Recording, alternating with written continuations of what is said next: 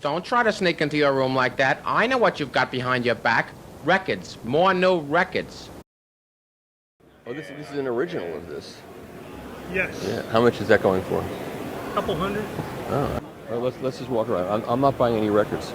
I'm just going to shoot video of people buying records. Maybe later I'll buy records. So, can you do? I'm just going to do. Okay. Okay.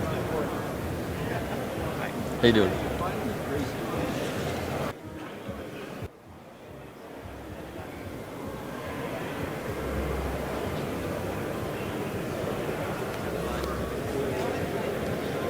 And here, the classical music, there's so much great stuff here that people don't want that much anymore. $3, $1.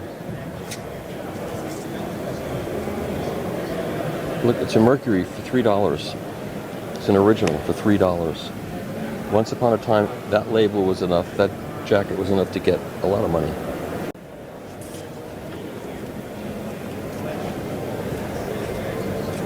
Oh. I'm just showing you a little bit here. Look, a Livingston. This feels like it's a later pressing, but $1, it's a cool record.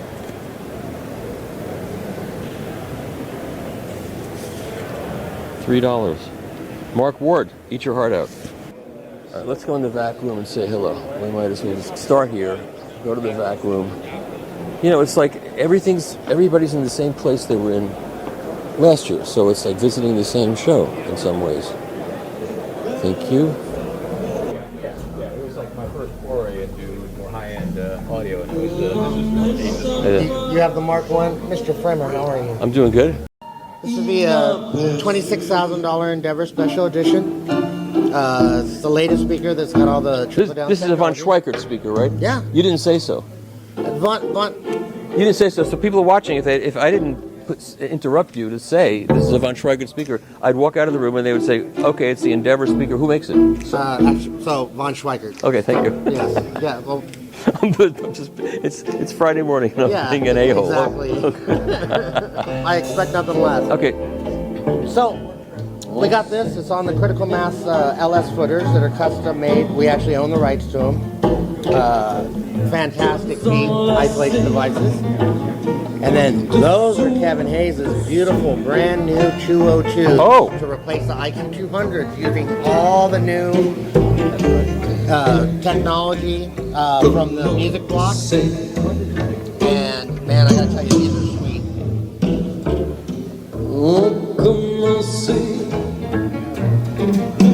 And the cables cost more than the speakers, right?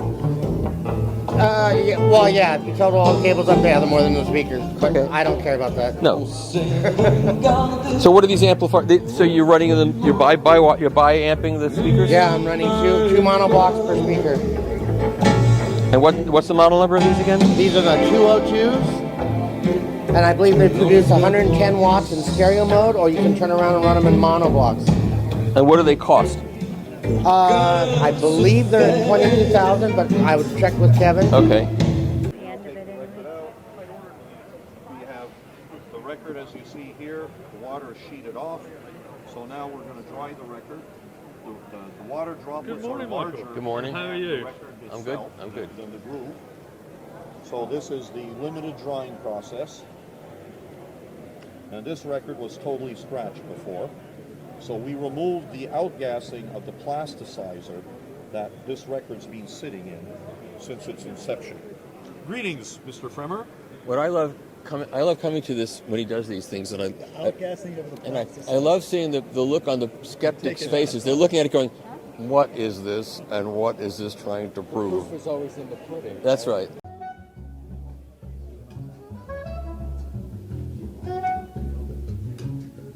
I'm so glad that we get to try it again. 'Cause the last time around we lived a whole world. What's up, guys? How you doing, man? Yeah, we'll chat a little bit more. This is like the exciting Oh, come back here. You can come back here. You see, they're the Franco Serblin. Yeah, Franco Serblin. You ever meet him? Franco I Serblin? haven't, but I love. You know, he's dead. He's dead, so you're not going to get the into story. Oh, it's a great story. So I went to his house once, and I walked in, and he was lying on a chaise lounge on his patio, wearing a white T-shirt and a pair of white shorts.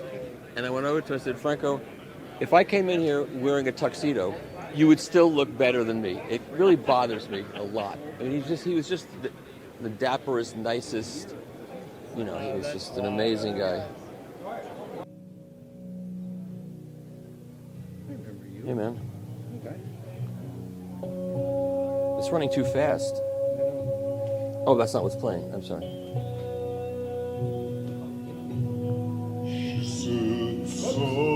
That's the wrong speed. That's Gregory Porter.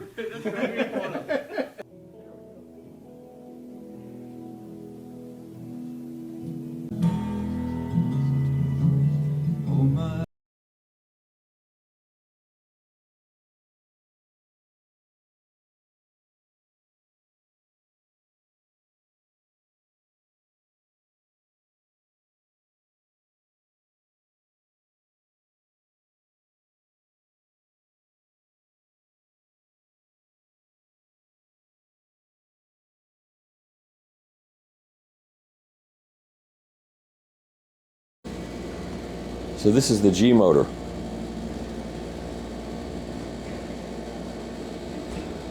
This is the twin rotor magnets. Yeah. And why don't you talk about what the differences are between the GR and the GR2? Oh, happy to. Thank you. Yeah. The difference between a GR and a GR2 is some cosmetic differences that you might notice on the GR model. There's some silver accents. The 45 adapter, the tone arm are in a silver color, aluminum color. And on the new GR2, everything's blacked out. So now our black models have the 1500, the 1200 GR2, and the 1210G all share this family look of all black. But the ones that night also, shade edition. Yeah, there's a GR2 that's also all silver, the one I have. And also we have every model available in silver as well. Yeah. And you know the 1500 is also in white. So right. in the 1500 model we have 3 colors, and the others we have 2. So you can have all silver or all black. So that's some minor cosmetic changes. But the big difference is really something I can't show you. It's all under the hood. Yes. So this has the new Delta Sigma drive system, what we call the 4th generation of Technics direct drive. The first being the SP10, the invention of direct drive. The second being quartz lock around 1979. Yep. And the third being the coreless, the G model that we brought back in 2016. So this is the 4th generation of Technics direct drive, and it's called Delta Sigma based on the digital technology itself, and that's behind controlling the motor. In this series of turntable, they found that when we came back with the new models of turntable, we removed the iron core from the motor, so they've all been coreless direct drive. Yep. And what we've done with this is, in this series, we found a way to remove even more of the cogging in this area, with remove more micro vibrations. There's still some micro vibrations after removing the coreless drive when you have a platter connected there in this series, because it's a 2-layer platter, not a 3-layer platter. You might notice some improvements that they could improve with this digital technology that is actually controlling that motor and creating even smoother operation. Yep. If it were applied to a G model, I'm not sure that you would hear that as much. So a lot of people ask me, well, when are they going to make the G and M2? You know, but it's the kind of thing that is added to this turntable because why wouldn't it be as? Well, remember, a G is a much more fortified turntable. You know, magnesium tone arm, a 3-layer platter with an additional layer of brass on top here, and it's hand balanced at the factory. It has a 4-layer plinth, has zinc footers.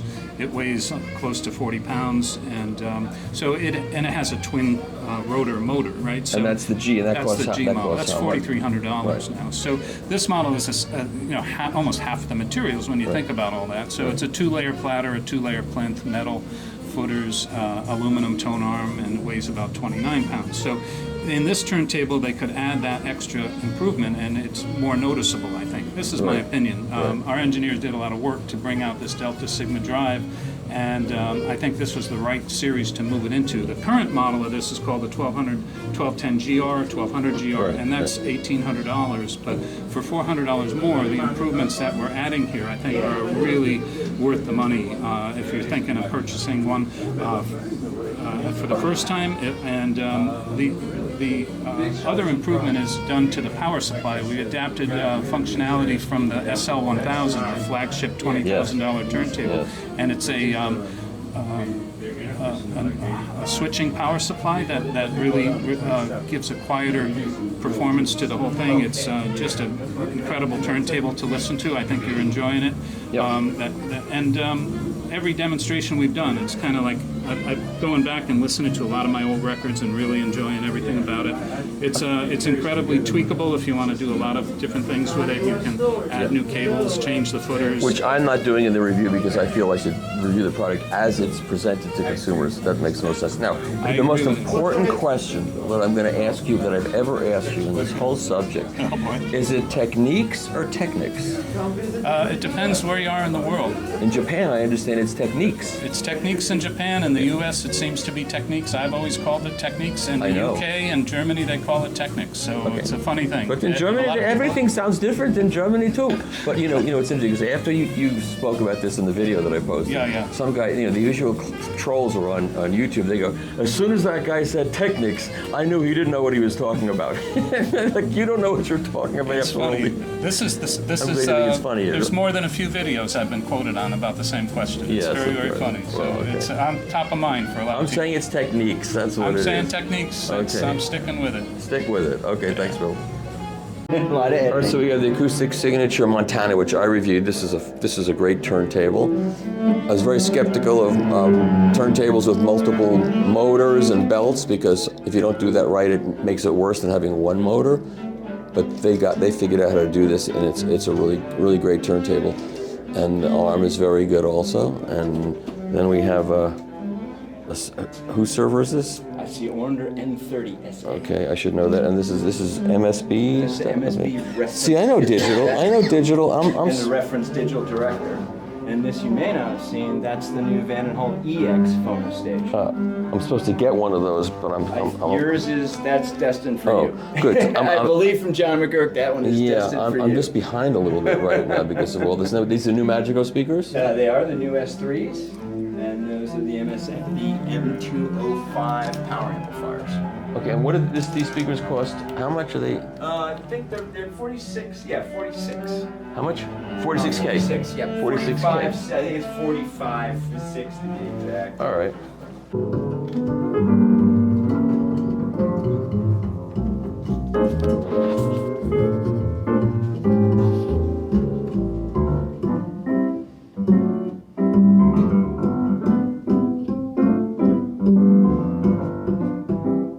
Wait, we got to get the camera because she's going to be doing too. Yeah, I just did. Well, yeah, I was all right, in the middle of so this is TW Acoustic? Yeah, this is a TW Acoustic Raven GT2 turntable. It's got a TW Acoustic 10.5 tone arm, a Fuga cartridge, and we're using the Dalby Audio Design Pirouetta mat and clamp. What brand is that, the mat? Dalby Audio Design. How do you spell that? D-A-L-B-Y. D-A-O-B-Y. So like Dolby, but not Dolby. Okay, D-A-L-B-Y. Okay, and there's Where are they from? Yeah. The UK. It looks like a UK thing. Yeah, that sounded like. So it's got like little pads. Yeah, it's wood. It's carbon fiber and it has wood discs. Oh, wood discs. Embedded, what kind of particular wood? It's each one is interesting and unique. I don't actually know what type of wood this is. And what does this turntable cost? It's $12,500. The arm is $6,000. The cartridge is $10,000. Yes, I reviewed that cartridge a number of years ago. In fact, the man who built it handed it to me in Japan. Oh, wow. That was nice. That's cool. It was very cool. This is actually pretty interesting for you too, Mike. The Conus Audio Vanali phono. It's a current input phono stage.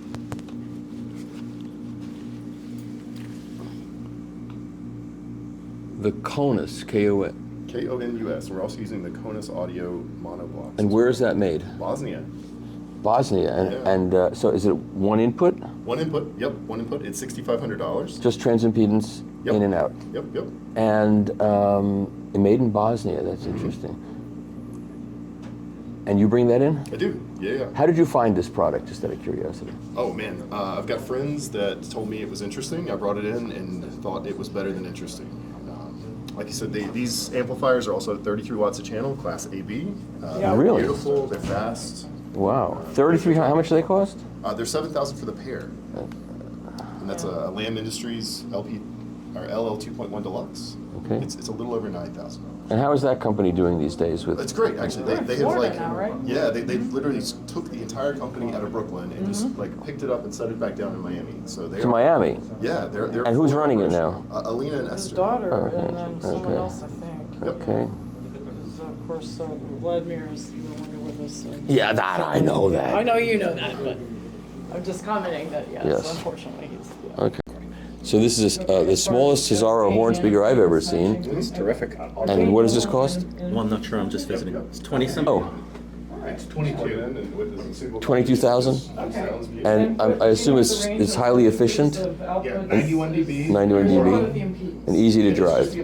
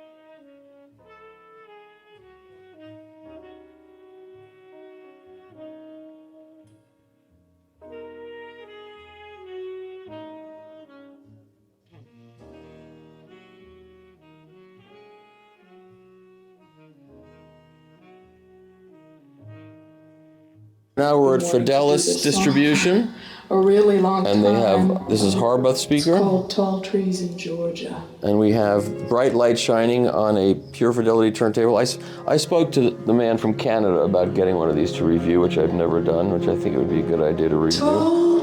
And what is this piece right here? There's a Lab 12 Pre-1 tube preamplifier from Greece.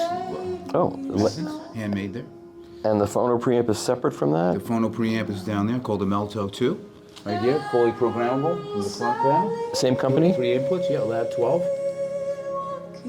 All right, now what does a Lab 12 preamp cost up here? The Lab 12 preamp is $22.90. 2,200? That's very $22.90, very reasonable, yes. And what are they using for tubes in there? 12 AX7s? 12 AX7s, yeah. All right. And then here we have the DAC. And what is this metal thing here? This is the Ideon streamer. Okay. From another Greek company, loaned to us by Audio Skies. All right. And then the rest this is Lab 12 as well. And what Lab is 12 DAC 1. Uses old new stock Philips chips, non-upsampling. So it's a purist, like Crown chips? They found a bunch of those chips? Right, they did. Okay. And followed up by the 25 watt per channel single-ended Sono power amplifier. And what does that cost? This is $32.90. Oh, the prices are really reasonable. Yeah, very reasonable. And this here costs how much? The DAC here is $32.90 as well. Okay. And at the bottom, what's bottom is the power conditioning Gordian, it's called. I see. It's giving you your line voltage, right? Your frequency. All right. And so this is pretty good. Pretty decent system. Yeah. Yeah. And what cartridge you got on there? It is the Stratos from Pure Fidelity. I think it's his own cartridge. Oh, I didn't. Oh, cool. All right. John Stratton. Yeah. Thank you for running me through all of this. And we're using Argent Pure cables. I heard those are very good. Someone told me they're very, very good.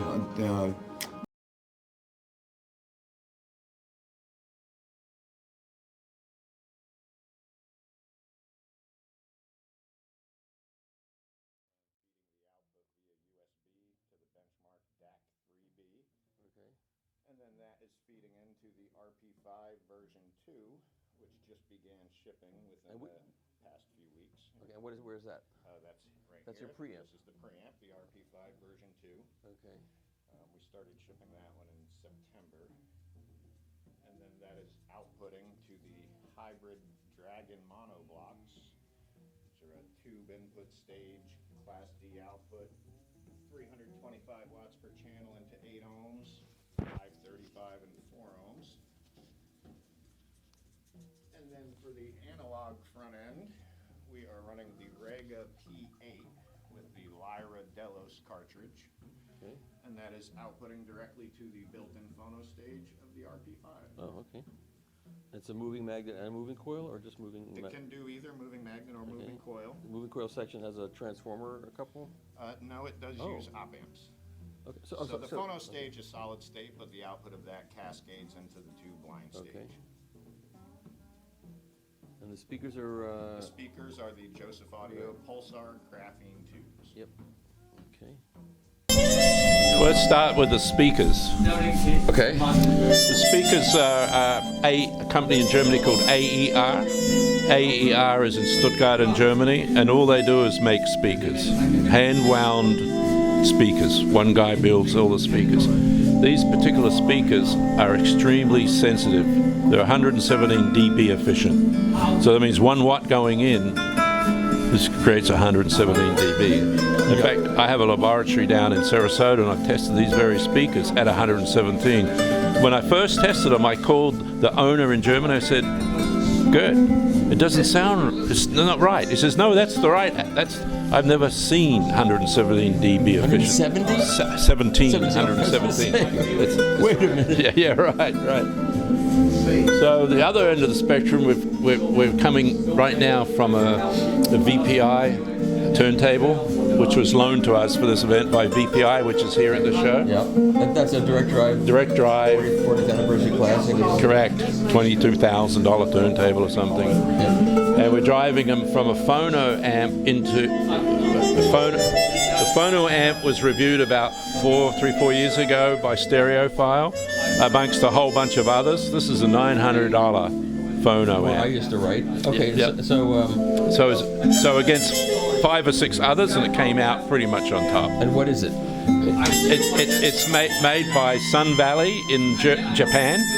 Sun Valley is owned by Toyota, so Toyota owns this company. Oh, interesting. So it's feeding a power amplifier over here from Sun Valley again on the left by itself. Okay, that's the power amp on the left. So that's got a 16 watt amplifier per channel, and it's got KT170 power tubes in it, which is the very high powered tube. But we're only using 16 watts to keep it in the linear, well in the middle of the linear range. Yep. And the output transformer is a Hashimoto. Okay. We use either Hashimoto or some other equipment. We use Lindals from Sweden. The Lindals in Sweden are built just for us in these amps. But the sound from these Hashimotos is just incredible. It's. And how much does that amplifier cost? That's $5,000 as it stands there. Oh. There is actually internally a switch you can flip and make it a 25 watt amplifier. The power supply will handle it, and the KT170s will eat it up. So KT170 tubes are a couple of $100 each. Yep. Whereas a 300B from Western Electric, a modern one, will cost you $1,500 a pair. Yep. So the sound is incredible, and the power tubes are not expensive. And it puts out how much power? Sorry? How much power does it put out? 16 watts per channel right now. And that's the preamp, and one's the phono preamp and one's the preamp? Yes, phono preamp goes up to the preamp. Coming off the turntable, is a transformer there? Cartridge is a step-up transformer. Who makes that? From Lindell. It's a pure silver wire in that that transformer. Okay. So that's a $1,800 device just by itself. And then you're running it into the phono pre. Then the phono pre, and that phono preamp can be switched to old school vinyl. You know, it has a different encoding scheme in it back before the 50s. So you can even use older vinyl from the pre-50s. Okay, and below that is the preamp. Correct. So, yeah. And what does the phono preamp cost? $900. With that tube in it, all those tubes and everything? No, the tubes are separate. All the pricing I've quoted is minus tubes. Because people want to buy their own or use their own tubes. That makes sense. Yeah. And what does it cost to tube it up, like minimum price? For that, I would say $600. That amplifier on the left, that Sun Valley amp, uses a tube rectifier. And you know, you might have to change every 2 or 3 years, but they're probably $60 or $70 to change that tube rectifier. Right. And then the phono pre is the 12AX7, is it? Yes. Well, you can use 12AX7s or 12AT7s. Right. And what's the big tube on the right? That's the rectifier tube? Yes, it is. And what tube is that? That's actually quite an expensive Muller tube. I forget the model number, but it's like a $100 tube that Victor had found somewhere. All right, very interesting. Thank you so much. When you get the background like this, it's really helpful. Well, these speakers, I measured these speakers in my lab, and the speakers drop off 3 dB at 20 hertz. What? Yeah. Now, how's that possible? That's with the with the subwoofer. No, forget the subwoofer. No. Really? If you take off the horn, it drops off to 7 to 8 dB at 20 hertz from about 60 hertz down. It drops off, but the horn keeps it up there, and it goes flat up to I measured it 22K flat. Okay, the top part I can understand. The bottom end is still very skeptical about it going down. But I'll take your word for it. I'm not here to. Yeah, I understand.